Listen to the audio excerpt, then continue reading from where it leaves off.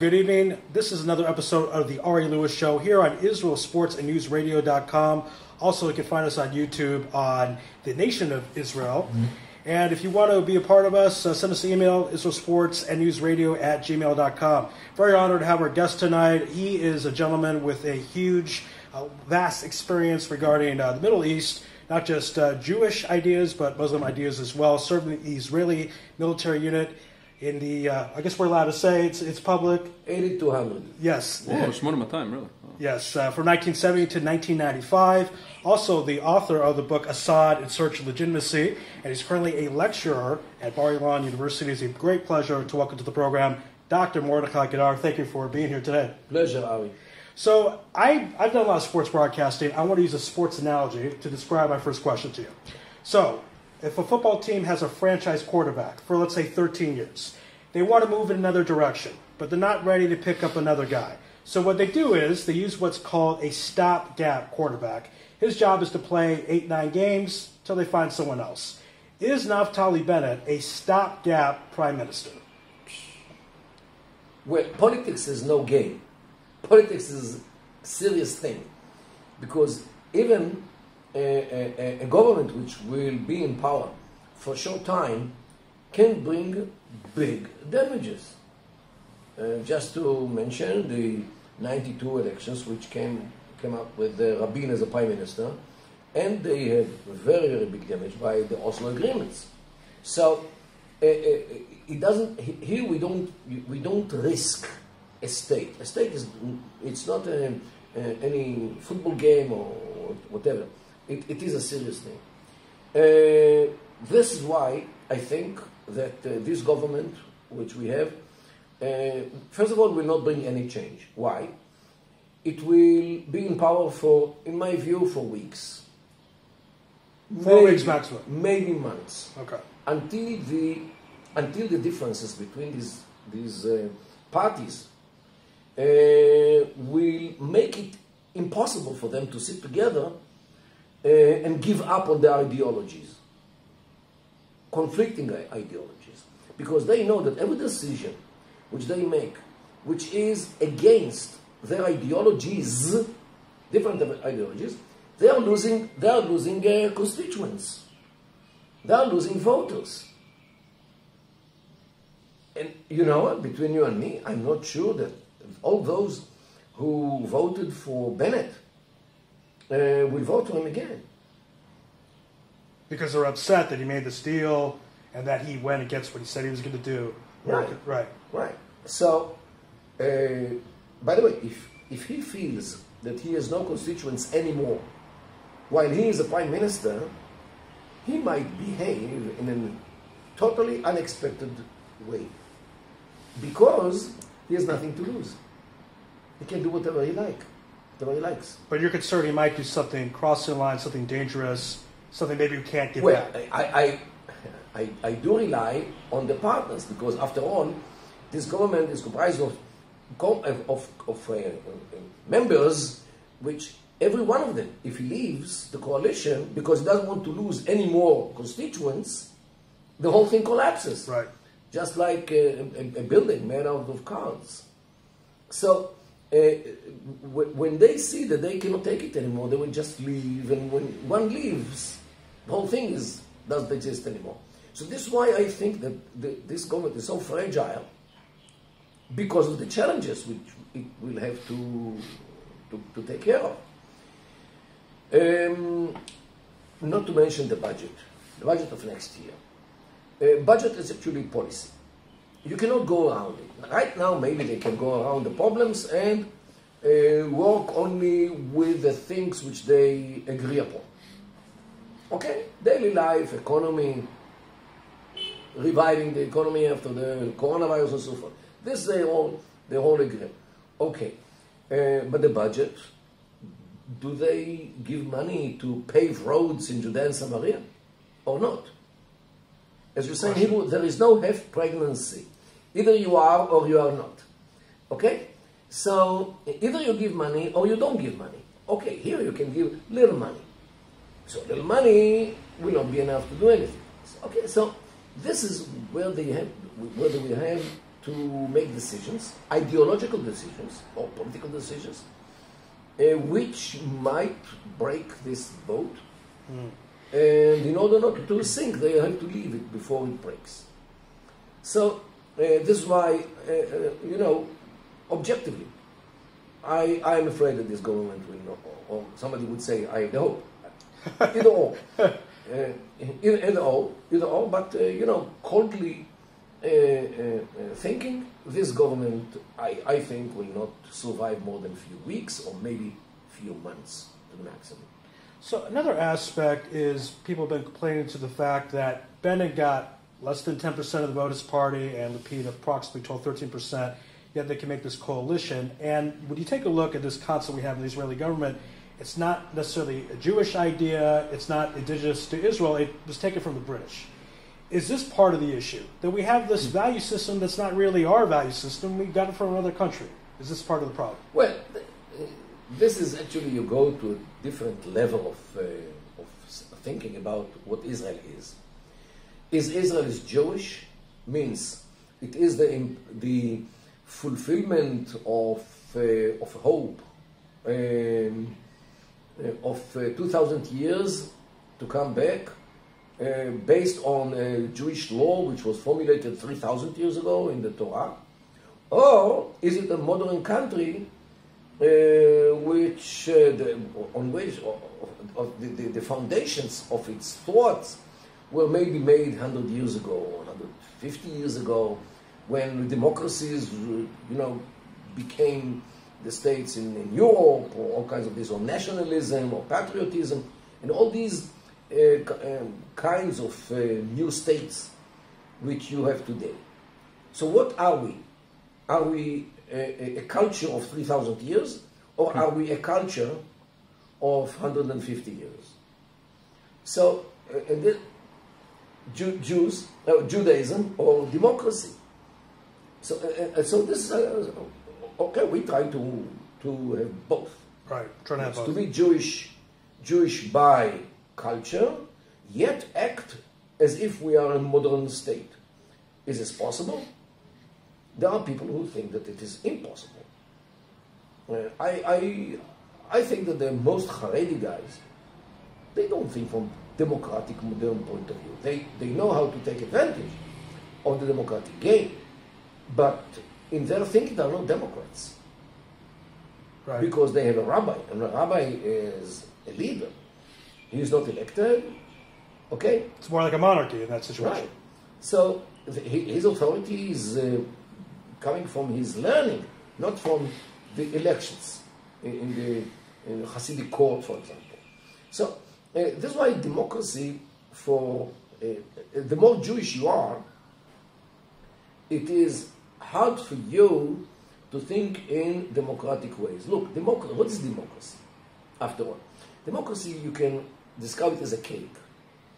And the ingredients of this cake are human rights, political freedoms, freedom of speech, freedom of women, freedom of or rights of the LGBTQX community, freedom of thinking, freedom of thought, freedom of expression, freedom of assembly, freedom of religion, freedom from religion, and elections.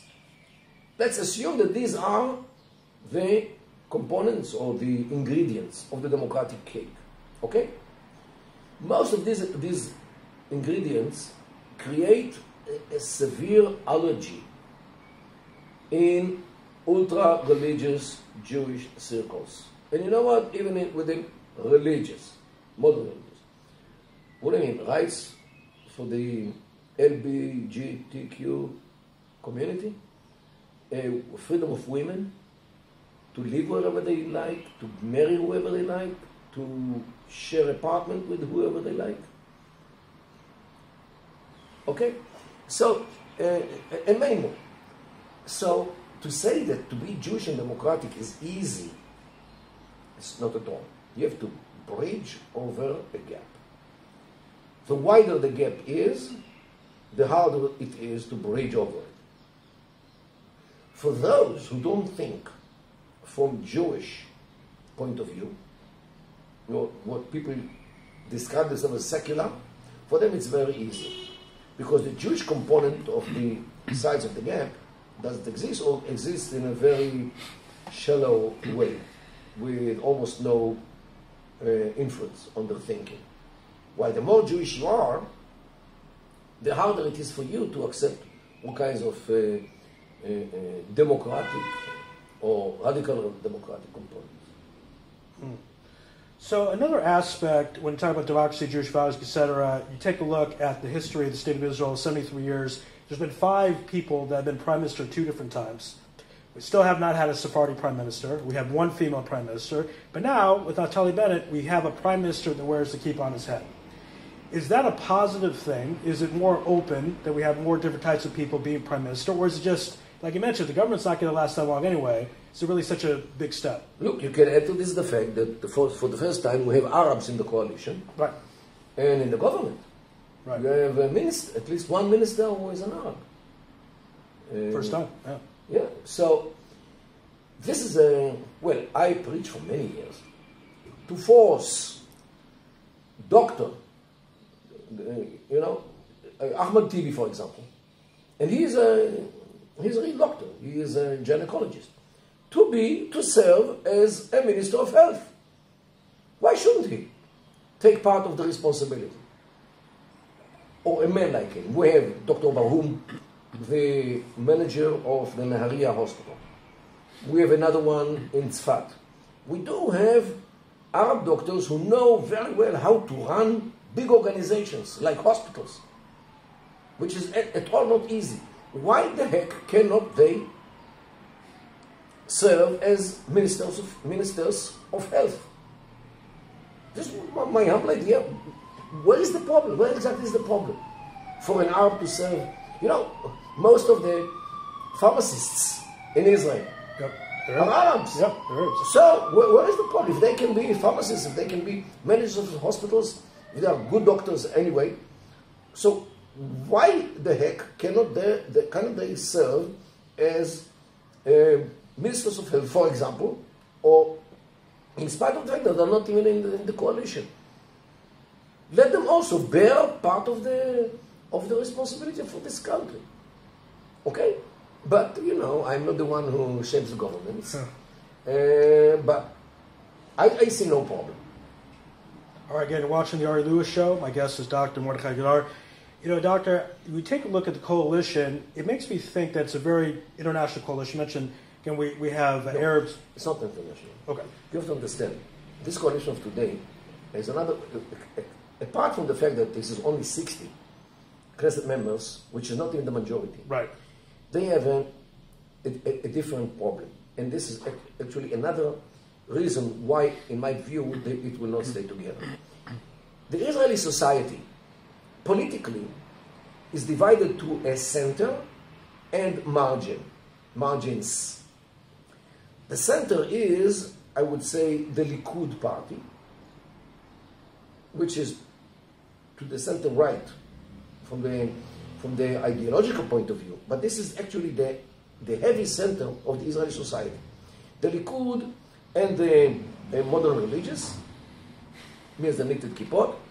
You can add to this maybe the Haredim, which are more religious, but politically they are to the right from the center. And this is the big chunk of the society here in Israel. Now you have margins. To the right, you have the margin of, let's say, Yamina, Bennett, and Saar, and maybe Lieberman as well. Lieberman personally is a racist against Arabs in every given. So these are the margin parties to the right, from the center of the society. On the left, you can find, gradually, you can see the Labour Party and the Meretz, which are in the margin to the left.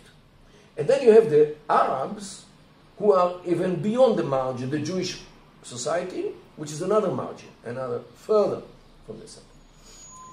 So far, the governments under Netanyahu actually comprise those people from the center of the society. The Likud, the Haredim, the religious ones, and this gave Netanyahu more than half of the Knesset. Now the government is based on the margins. It's pretty unique. Strange. Not Only unique. It is strange. Because the only thing which combined all these margins from the far right to the far left and the Arabs is the hatred to Netanyahu personally. They personally didn't like him, right? Now, if he stepped aside from the political arena and went home and left the Likud, actually their adhesive would fly out, would disappear. Right. Sure. But since Netanyahu remains now in the Knesset as the head of the opposition, this is the only element which unites them.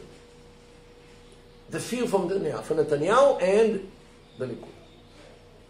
Kind of the expression, my friend's enemy is my friend. Yeah. Okay.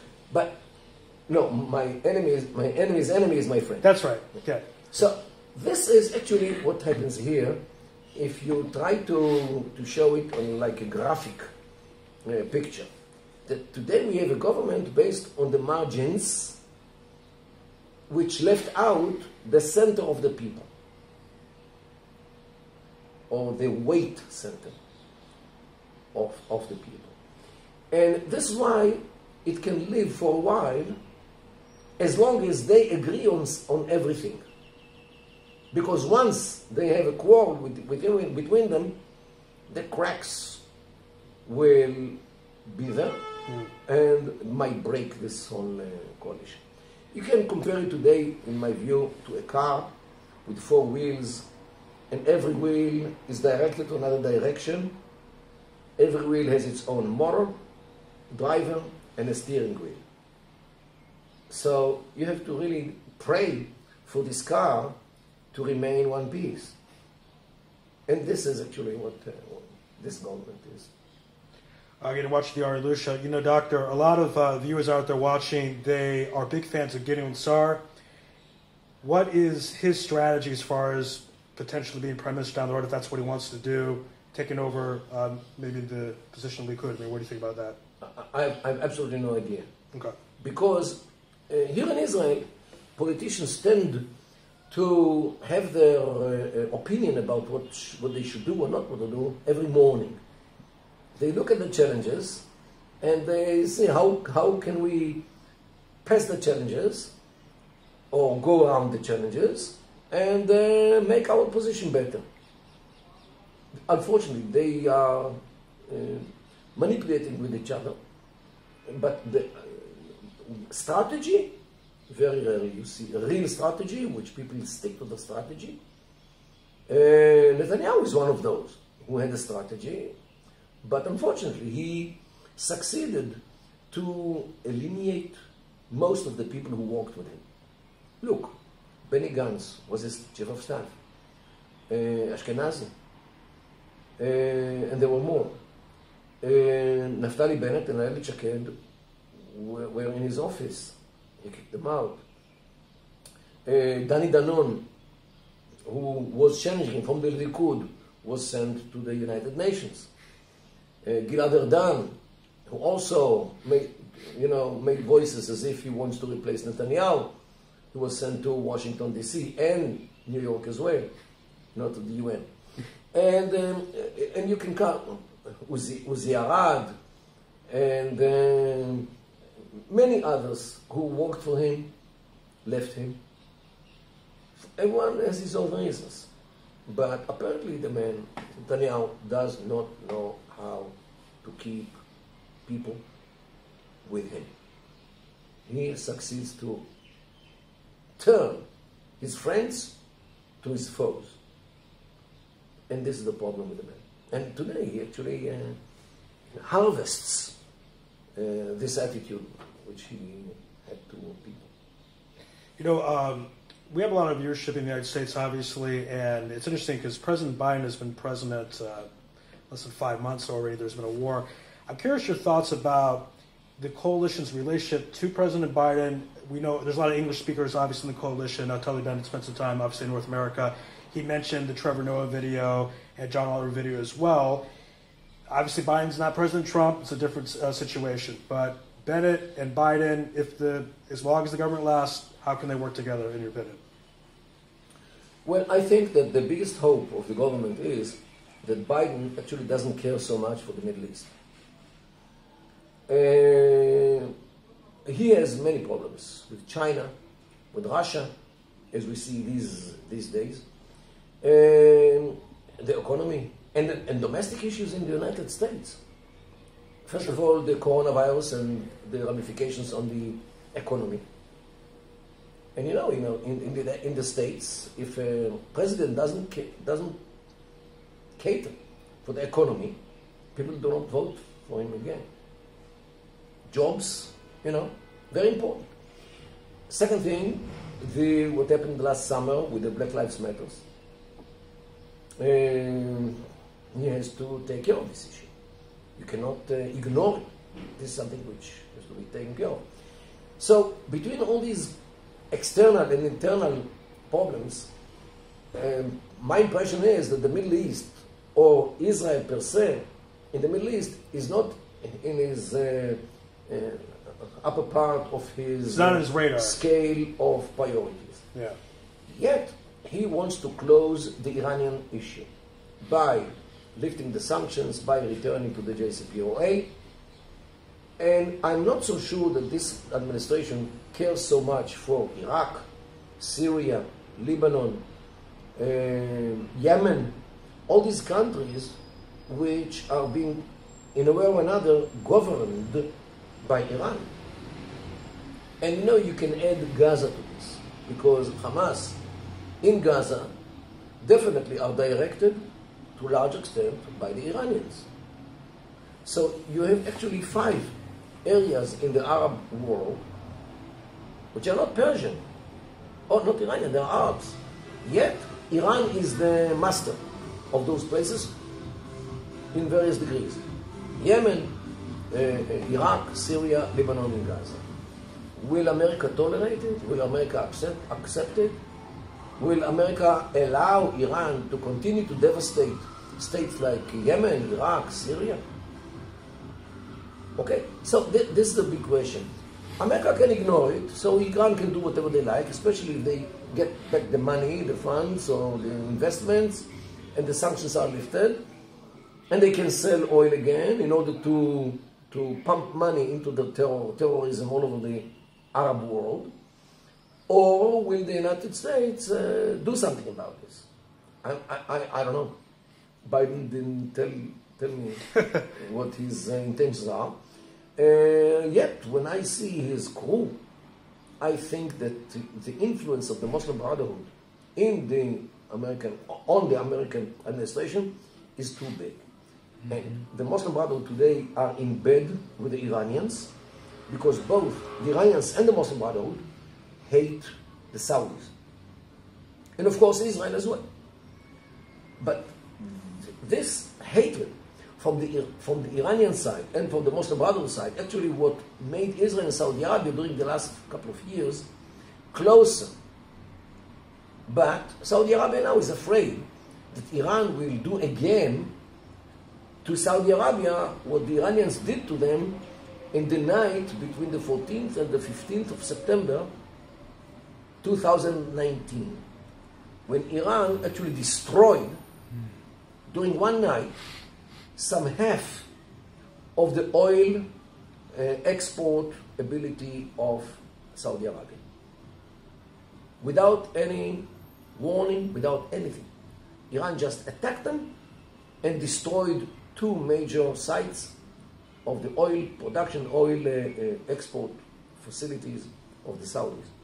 And the Saudis didn't forget it. And they learned the lesson. This, by the way, they didn't join the Abraham Accords.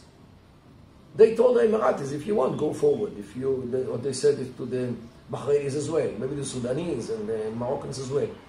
They still are afraid of the Iranians. And recently, the Saudis actually are trying to appease the Iranians because they understand that this is the American will to see Saudi Arabia and Iran together again. And between you and me, when the Saudis look up to Allah, they see the bottom part of a bus. Tense words again. The Ari Louis Show here on Israel Sports News Radio, also Nation Israel on YouTube. My guest is Dr. Mordechai Kedar. Doctor, you mentioned the concept of basically Iran running certain things by proxy.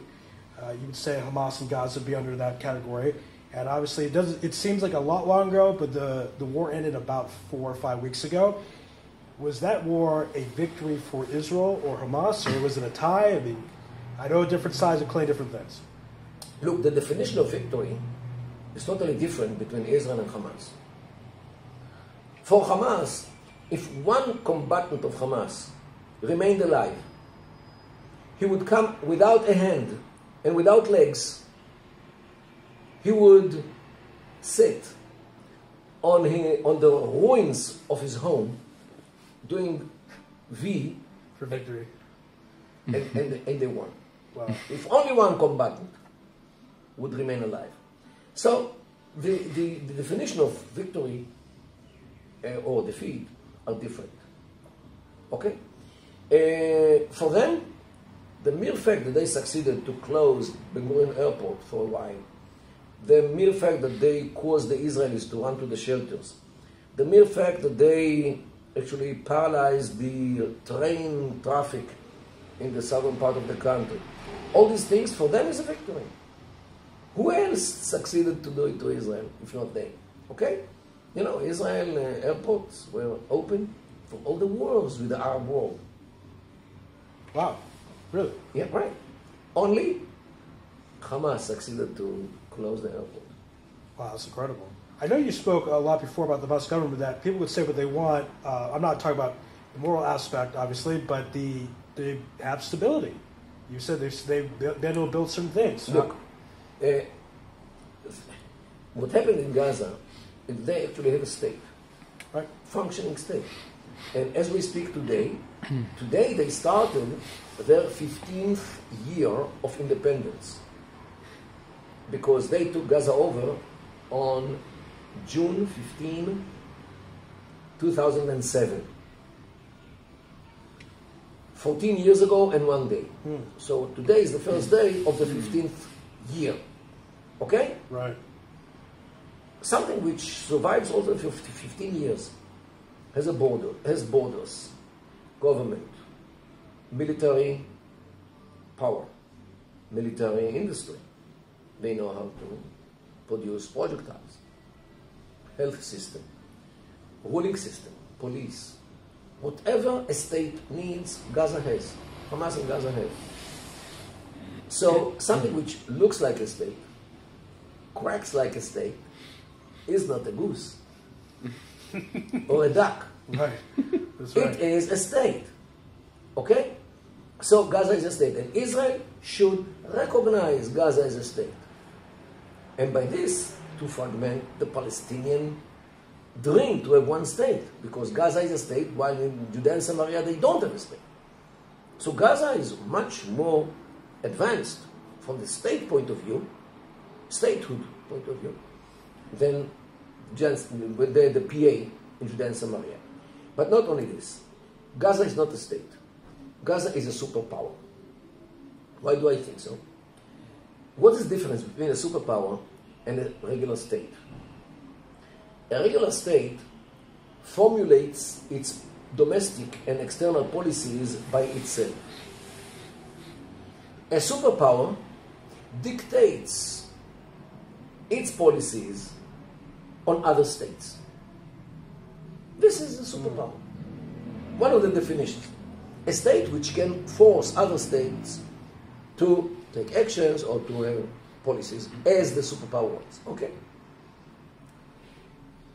Gaza succeeded to make us feeding it, give it water, oil, electricity, communications, and whatever they need, Israel supplies. Although they shoot missiles at us, means that they succeeded to force their policies on us. Okay?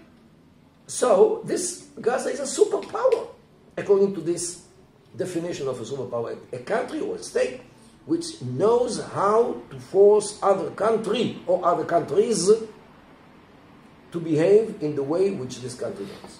You get the impression throughout the international media that Gaza is weak, that it's not a fair fight, etc. We're bullies, this type of thing. Why do people think that? How come people don't understand that Gaza is, this is a serious situation, there's strong power? Well, look, the world always looks for the underdog. Right. To support the underdog. This is some kind of, today, if you are weak, if you are hurt, if you are in the margin, you are right. And if you are white, and if you have the power, you are wrong. This is what today people think. So Israel, by being white, and by being powerful, so Israel is definitely wrong because Israel is the power. This is how people think today. Unfortunately, but this is how it, the whole thing is twisted. But this is what people think. Second thing, I think that anti-Semitism, anti-Jewish sentiment here works either overtly or in a clandestine way. And in the West, traditionally, we have three kinds of Jew hatred. You have the traditional religious ones, the religious hatred to Jews, based on the belief that the Jews, supported, crucified Jesus Christ. The second one is the leftist hatred to Jews because Jews are wealthy, Jews are the capital, and Jews are the bankers. So the socialists, or those who follow the socialists, hate the Jews because of all this. Then you have the right-wingish hatred to Jews, because the Jews is different, is a Semite. Why we want to be Judenrein? So he's living within us and he's different, so let's hate him and let's kick him out. In the good case, or kill him in the regular case. So this is the three traditional, it's a very simplistic way, but this is the three kinds of Jew hatred in the West. Now you have a fourth kind, which comes with the Islamic migration. Because according to Islam, also Jews did not believe in Muhammad, just like Christians, so we have to hate the Jews. And Jews have to be denigrated, and Jews have to pay the jizya, the skull tax. And Jews, according to the Quran, are the biggest haters of Muslims. And Jews, according to the first chapter of the Quran, are those upon whom the wrath of Allah rests. Okay, so you have many, bad kinds of attitude to Jews in the Quran, in the Hadith as well, the oral tradition. So let's get on the Jews. And so today the Islamic migration, especially to Europe, actually meets the Jew hatred by the Muslims, meets the three first European kinds of hatred to Jews. So altogether these four things today, what you see, that's the virgins of hatred to Jews in Europe. And I'm afraid that America is also part of it because the Atlantic is not wide enough to keep America away from the problems of Europe. Regarding the United States, it seemed a period of time where whatever political party people were part of, they understood that Israel, best friend, or solid friend, democracy in the Middle East, etc. And it seemed in the last, 5-10 years, something like this, that it just gone a lot worse, much more anti-Israel sentiment in the United States. That's what we're talking about, this form of anti-Semitism. But why now? How come not in the 90s? Well, why is this now? Well, it's not now. This is some kind of incline. An incline of this thing, and which now it's too obvious. Okay. First of all, I think that postmodernism, when it comes to the scene, states which are based on one nation or one religion are viewed as something, from... Archaic. Yeah, archaic. Old. Well, what, are we Christian state? Nobody will think of it. So why Jewish? Why should there be a Jewish state? Okay. Jews can live everywhere in the world. Why do they need a state? And not only this, they implant their country within the Arab world. Who with the right mind goes to live in the Arab world? What are they crazy, those Jews? Okay, so they claim that they returned to their forefathers' land after they left it almost 2,000 years ago. America is 250 years. Who thinks about 2,000 years? Right. And they have a good life here. Why in Brooklyn and in Monsey? Why do they need to go to the Middle East? Okay, to stick themselves to the Arab world or to the Islamic, into the throat of those people? Why the heck should they do it? And now they want us to support them there. What are they doing there to begin with? Let them come to normal countries like Europe, like America. Okay, this is Americans, the American man in the street who is not too much involved in Israeli Jewish issues. For him, the state of Israel, there in the Middle East, excuse me, what the heck? They do that. Why? Okay, so this is one thing. Second thing is that there are interests. The United States, like other countries, want to cater to Arab countries because of the oil, because of the gas, because of, their vote in the United Nations. They have, the Islamic world is almost 60 countries. In the United Nations, like third of the states in the United Nations. So you need them. You need them. You have to speak the way which they want to hear. And they don't like to hear that you support Israel. Okay? So this is the political issue. And now comes the migration of Muslims to the United States. And what you have today is like organizations like CARE, Committee on American Islamic Relations, which is the umbrella organization for many Islamic organizations, NGOs, 501c3 organizations, which are all united under the umbrella of the Muslim Brotherhood ideology. Now, Muslim Brotherhood ideology is clearly, openly, explicitly, they want to take the world over. For them, it could take 100 years, 200 years, 300 years, it doesn't matter. In the Quran, there is a verse which says, Inna Allah ma'a sabirin, means Allah is with those who have patience. And they have patience. And let's settle in the States, let's settle in the Congress, let's settle in all kinds of, universities and so forth. And there we can promote our cause. And they actually follow the means which Jewish organizations did, like 50 years ago, 40 years ago, in order to become influential in American policy, American public sphere, media, academic institutions. Now you can see that the Arabs and the Muslims follow the same thing, do the same thing. They buy all kinds of research organizations. They Al Jazeera in English and media, and of course they buy politicians. They support politicians. So and since they have the money, especially Qatar is well known for buying people, and buying politicians, buying decision makers, buying media. Al Jazeera is from Qatar. And buying academic institutions. Don't forget, academic institutions breed every year people to politics, people to media, people to public sphere, people to economy.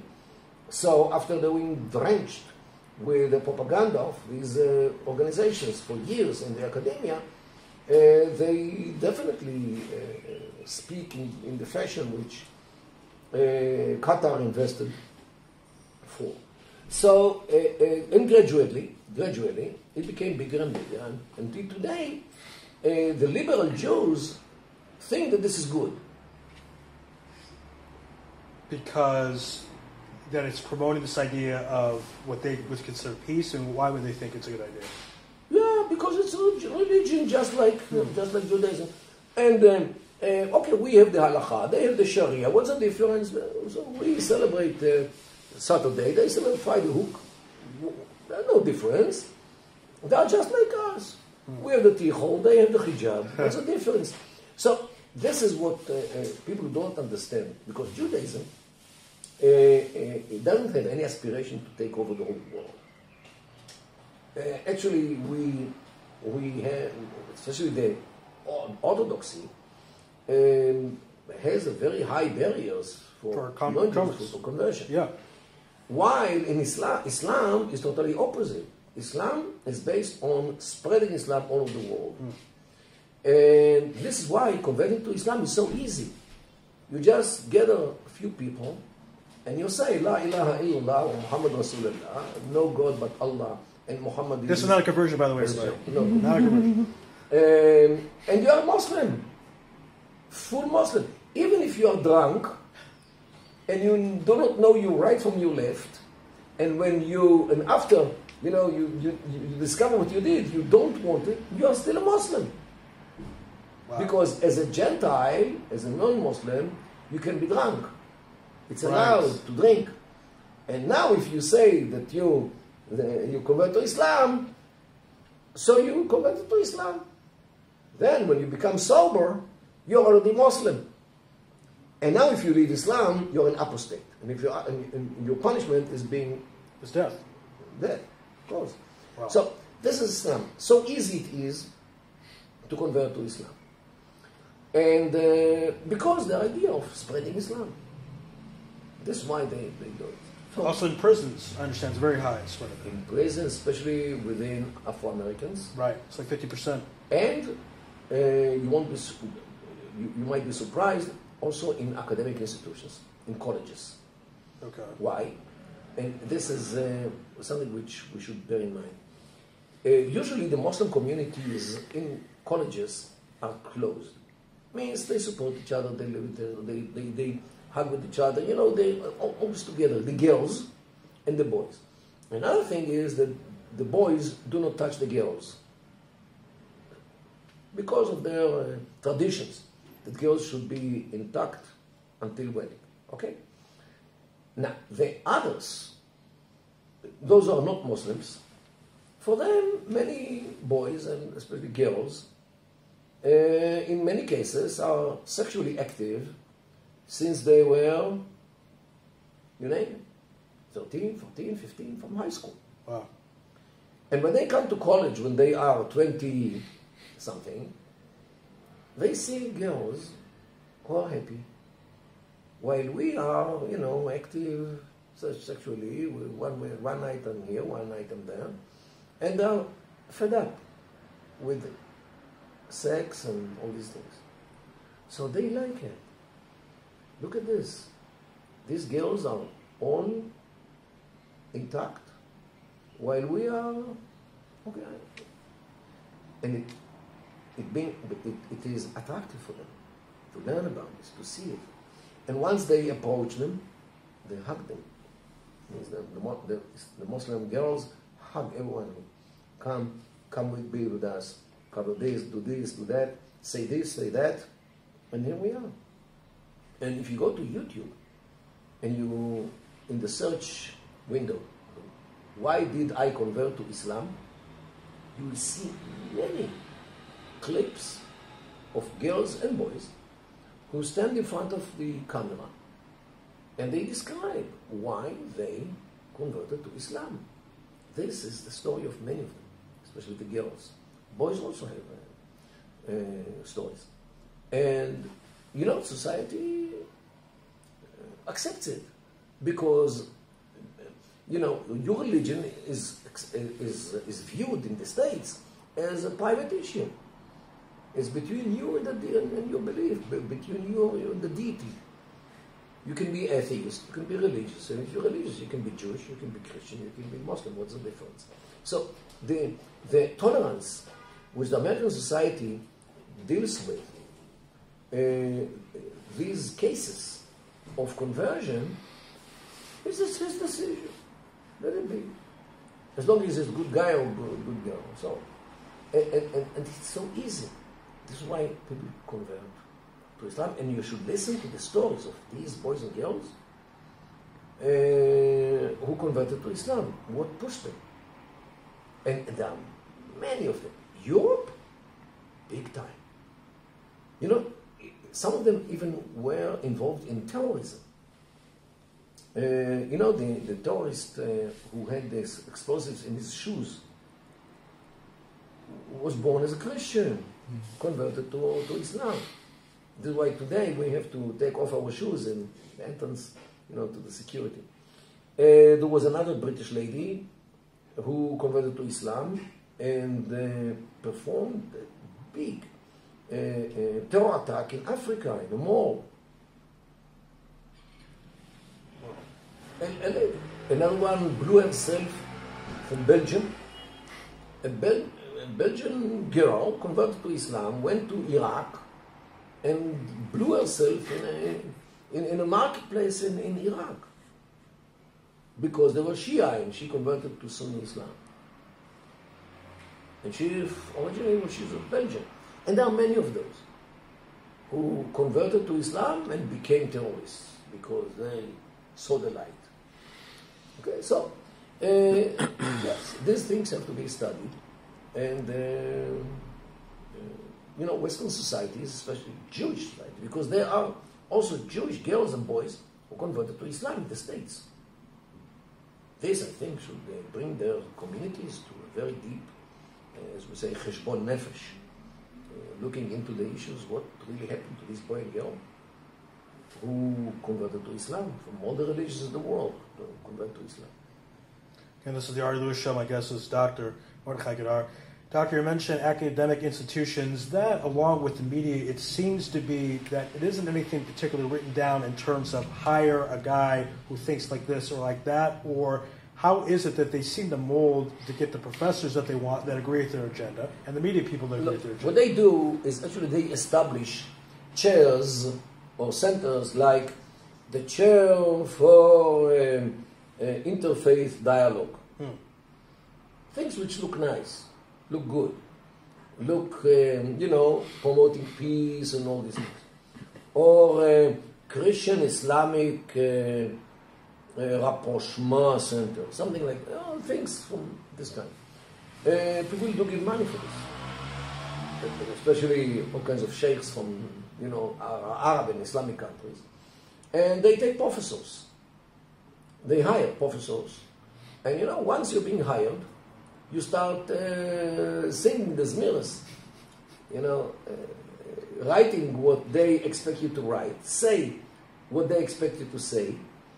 And I know colleagues who, you know, until they opened or established the Center for Interfaith Dialogue, they were publishing about Islam in one fashion. Once they got the money, they changed the fashion of how they wrote about Islam, or what they wrote about Islam. Wow. Like, succumb to money, succumb to the position, and yeah, this is how they do it. The same with the media, with networks. Let's say MSNBC, do they hire someone and they want to convince them, hey, do what we want, say what we want? Is the same type of situation with the media? Yes. Okay. Whether explicitly or implicitly, they make him understand that now, since we pay your salary, and it is twice as big as it was in the former place which you worked for, so now you start saying what we expect. Otherwise, the door is there. Wow. So this is how it works. They buy people, they buy academicians, and they look. It happened in Yale. In Yale, there was a center named YISA, Y-I-I-S-A. The Yale Interdisciplinary Initiative for the Study of Anti-Semitism, headed by a professor named Charles Small, a Jewish guy. And they had all kinds of research about anti-Semitism, both in the West and in the East. And I even spoke there a couple of times in their events. Then Yale announced that this center does not work according to the standards which Yale University expects, and it's below the standards and so on, and they decided to close it. One day later, they got a donation from Saudi Arabia for $30 million. And then they changed their mind? Is there a connection? is there a connection between the fact that they closed YISA and got the money from the Saudis? I don't know. They don't say it. But I think that it's too clear. Okay? So, Professor Small got another money, and he opened another organization named ISGAP, ISGAP, and he works from New York, from an office in New York, and now his activities are in many academic institutions, including in Europe. So the fact that he was closed by Yale drew the attention of people who care about anti-Semitism. So now you have a bigger money, and now I hope he's more influential, because Yale closed his former. So this is what happens in American universities. There is money on the way, and if you want it to continue its way to your bank account, you will close this little center which took care of anti-Semitism and invited all kinds of people like Mordechai Kedar to speak. Okay, so this is how they act, and it was too clear. That's part of the reason actually doing the show, trying to fight Hasbara the right way, give them a good fight for that. So I appreciate you being here. You know, we're doing the show right now for people watching it when we post this. That it's June 16th. You know, but yesterday, June 15th, there was a march in Jerusalem. It's supposed to actually take place on June 10th, Thursday. Your thoughts on the fact it was supposed to take place on Thursday, it's delayed, they talk about going to Damascus Gate, back and forth, etc. Did it make Israel look a little cowardly that it was delayed, and these type of things that happened with the march?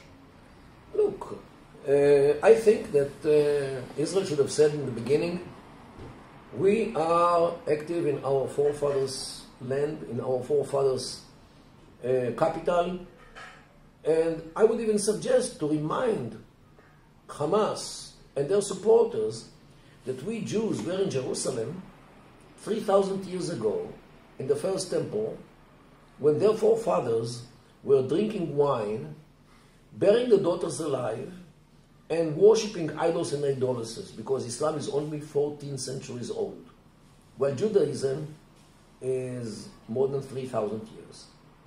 Okay? And unfortunately, the governments of Israel are afraid to name a spade, to say the right things, because they might get upset. Those. Okay? We should tell the truth, the historic truth, the unchallengeable truth, that we were here in Jerusalem, etc. Okay? We shouldn't be afraid. We shouldn't be, politically correct. Okay? And because if you give up on your rights, people in the Middle East denigrate you. They despise you. Here in the Middle East, people honor you only if you stand for your rights, and they give you peace only if you are powerful, decisive, dangerous, and express a credible threat. Only then you get peace, temporary peace. Because this peace will remain only as long as you are powerful, dangerous, and express a credible threat. Okay? I buy it, this temporary peace. But I will try to make sure that Israel remains forever dangerous, powerful, and broadcasts credible threats. This way, if we are forever like this, we can get temporary peace forever. You get it? Yeah. This is the Middle East. Welcome to the Middle East. That's part of the issue. That the Western societies are looking at, from their point of view, thinking, well, why wouldn't they just want to be like us? But it doesn't necessarily work in this part of the world. It's a different culture, different history, different mindset, different habits, different religion, different everything. Whoever thinks that by European means or American mindset you can solve the problems of the Middle East actually thinks that you can fix your Chevrolet in a garage of Kia. It's a different culture, different spare parts, different everything, different computer, different everything. Maybe you can wash your car, but nothing more than washing your car in a different garage. So whoever understands that your Chevrolet needs a garage for Chevrolet and your Kia can be fixed only in a, really fixed, only in a garage of Kia, should know that American rules work very well in America. European rules work more or less in Europe. In the Middle East, neither work. You need the Middle Eastern rules to work in the Middle East. Otherwise, rules are rejected.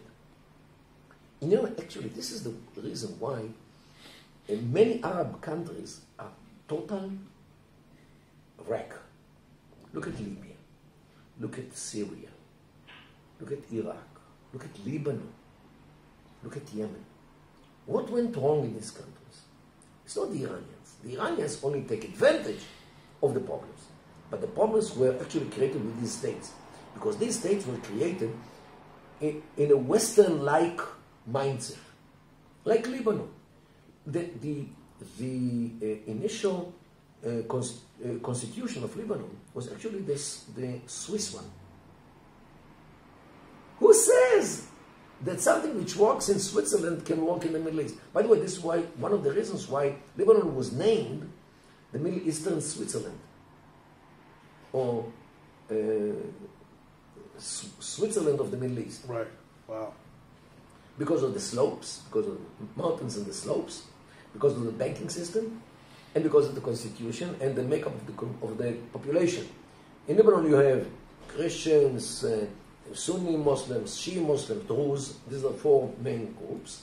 While in Switzerland you have the Germans, you have the French, and you have the Italians, divided to cantons and so forth. So Lebanon reminded people of Switzerland. This is why it was named Switzerland of the Middle East. Okay? But they forgot to think, or they ignore the fact that Lebanon is a Middle Eastern society, especially the Shia are influenced by the Shia mindset, while the Sunnis are Sunni mindset, and the Druze are Druze mindset, and the Christians are Christian mindset. So in Switzerland, all are Christians. The French, the Italians, and the Germans are all Christians. And the Christian culture has a good deal of tolerance, acceptance of the other. Okay, he easily speaks different cultures, different languages, what? But we are all Christians, good Christians. Okay? And tolerance in Christianity is one of the founding elements. While in Islam, the other is your enemy. And a Druze is viewed by Muslims as an infidel. Not to mention the Catholic Christian, as the Maronite are Catholics. So what I'm saying is that Lebanon, to begin with, is an Arab society. And to expect that Arab society will behave like the Swiss society is something which is totally out of context of the Middle East. And this is why Lebanon is a failure. Because at the end of the day, Lebanon is an Arab country. Even if you implant in Lebanon the rules of Europe, these rules cannot work. It's just not realistic. Totally irrealistic. Socialism in the Middle East. This is the Ba'ath Party in Iraq, Ba'ath Party in Syria, and the Arab socialism of Egypt, which is also kind of socialism. You know, these people do not know even how to spell the word socialism. So what do you expect that the societies will behave in a socialistic way? This is all fig leaf to cover dictatorships like Assad, like Saddam Hussein, like Gamal Abdel Nasser. All of them were dictators. You know, I'm not so sure that the Russians in the Soviet Union, all the people there participate in this socialistic way of thinking. What, the Kazakhs and the Uzbeks were socialists? Or the Chechens and the Tatars, all these Islamic groups of the former Soviet Union. Okay, so socialism is only a fig leaf to cover other things, like dictatorship and so forth. So this was also in the Middle East. The Western ideologies failed in the Middle East. And this is why these countries which were built or established by Western ideas actually became failures. How do I know? Countries which, in the Middle East, which are traditional, conservative, based on traditions of the Middle East, are flourishing countries. Look at Saudi Arabia. Look at the Emirates, Bahrain, Kuwait. All these countries, Oman, the Sultanate of Oman, all these countries are not based, they are not democracies, they are not socialists, they are not national, they are something different. They built on the tribe, like Abu Dhabi, Kuwait, Qatar. Each and every one of them is one different tribe. Means Al Thani in Qatar, Al Nahyan in Abu Dhabi, Al Maktoum is a family, Al Maktoum in Dubai, Al Sabah, the family of Kuwait. So when you base a state on a family, this is the Middle East, and this can work. This is why they don't have elections. They don't need elections because the family is there. They don't go anywhere. So, or the kingdom of Saudi Arabia, which is based on the religion in a way or another. So all these old-fashioned, as it is viewed, as they are viewed from the West, all these, well, tribal societies, tribal regime. Excuse me, what is this? Backward, they look at it. No! These are the only things which work in the Middle East, because this regime actually reflects the culture of the people. So the people do not reject it. While if you try to implant Western ideas into Arab countries, like socialism, liberalism, modernism, communism, all kinds of Trotskyism, as it was in South Yemen, people reject it. They don't want it because it's imported from other societies. They don't fit. These ideologies do not fit our culture. And this is why these countries, where the West, means the British, the French, and the others, tried to implant the European ideas, these countries are failures. Bloodshed, swamps of blood, tears, and fire. While the only successful, flourishing, peaceful countries in the Middle East are those which reflect the tradition. Whether they're tribal tradition or the religious tradition or the combination of both that is in Saudi Arabia. So what is better? To have traditional, old-fashioned, but working systems, as it is in the Emirates, Qatar, and Saudi Arabia, or mayhem, like in Syria or Iraq, which is the result of the foreign ideas which were implanted into the societies. Okay, the answer is clear. By the way, Qatar, and here we have to bear in mind, this country initially, means domestically, it is run by a family, the Al Thani family. However, the external thinking is like Muslim Brotherhood. And the Muslim Brotherhood is against the family, against the regime, like revolutionary thinking, as it is in Egypt or in other countries. They support all the revolutionary Islamic movements all over the world, the Qataris. They support them in Egypt, they support them in the States, they support them here in Gaza, because Hamas is one of them. They support them in, I believe that they also supported ISIS, because ISIS is also a revolutionary kind of Salafi jihadi organization, which was also, I believe, funded by Qatar. I wouldn't be surprised if this is correct. I don't have the evidence, but I suspect. They support Turkey, another Muslim Brotherhood kind of country, which oppresses the people, which holds the largest number per capita of journalists in jail.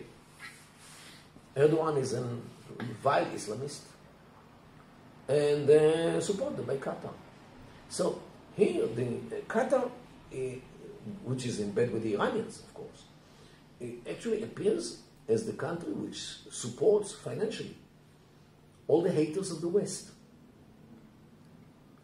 And in order to cover it, they host an American airbase in Qatar in order to make sure that America doesn't act against Qatar. Wow. Again, this is the Ari Louis Show here on IsraelSportsNewsRadio.com. Also, of course, you can see us on YouTube, Nation of Israel.